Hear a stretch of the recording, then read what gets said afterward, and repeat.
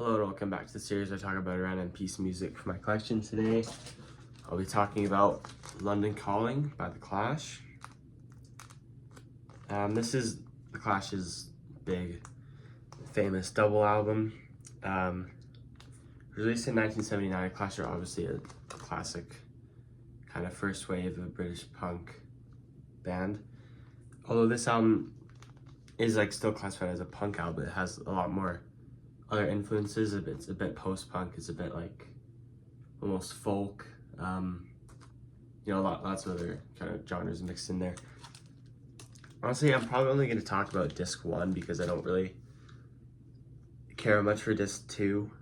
I haven't really even heard disc 2 in quite a while actually, but I mean that it seems to be kind of a general consensus. People think that disc 1 is what really makes the album so great and disc 2 is not quite as strong.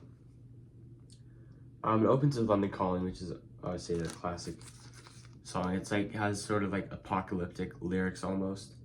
It's pretty cool. I remember when Joe Strummer was with the Pogues, they also did a version of it, which is pretty cool. Brand New Cadillac is a cover. I forget who it was, but it's a cover of a 50s or 60s classic rock and roll cover. Jimmy Jazz is probably the only song on disc 1 that I'm not really fond of. I mean I could listen to it again, but I don't really like it. Hateful is one of my favorites on the album. It has a great rhythm and a great chorus melody. I don't really know what else to say about it. Rudy Can't Fail is really cool too. I remember I first got introduced to that song, there was a YouTube video that it was something. It was obviously about the Clash. I almost think it was if the Clash were if the members of the Clash were in a sitcom or something, and he used that as the intro, and it's pretty cool song to use the intro for that kind of video. Anyway, it's a pretty good song. It has a lovely build up to the chorus and everything.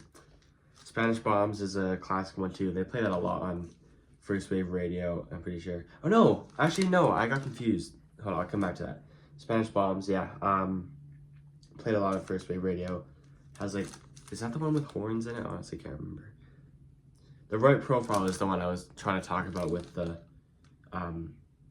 that sitcom Clash video. Really can't feel I got them too confused, but anyways, Lost in the Supermarket is really cool. It's one of the least punk tracks the Clash ever did in this sort of era, I think.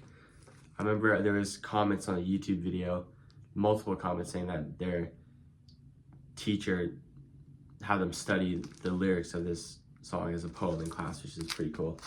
Clampdown is another one of my favorites. There's a really good live video of it. I love how in the live video they're all playing the intro and then they all run up to the mics in unison and start singing. It's really cool.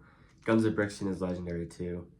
It's kind of the more post-punk thing on the album, I think. It's written by Paul Simon and he does vocals on it. Also about the Clash, I always loved how they alternate vocals between Mick Jones and Joe Strummer, and then Paul Simon sings in here, but he's not really a main singer of the band. Yeah, I don't really have anything to say about the songs in disc 2 except for Train in Vain is a good one. It's probably their biggest hit at the time, I would guess, and it's it's a hidden track. I also own 2 CD copies of it. They are different. Do you use the word pressing for CD? I don't know. They are different pressing. They look the same at the front, but then the back they look very different. I got all 3 of these for free. I got the CD. I got the vinyl and the CD from the same guy for free, and I got the second CD also for free. There we go. London Calling by The Clash.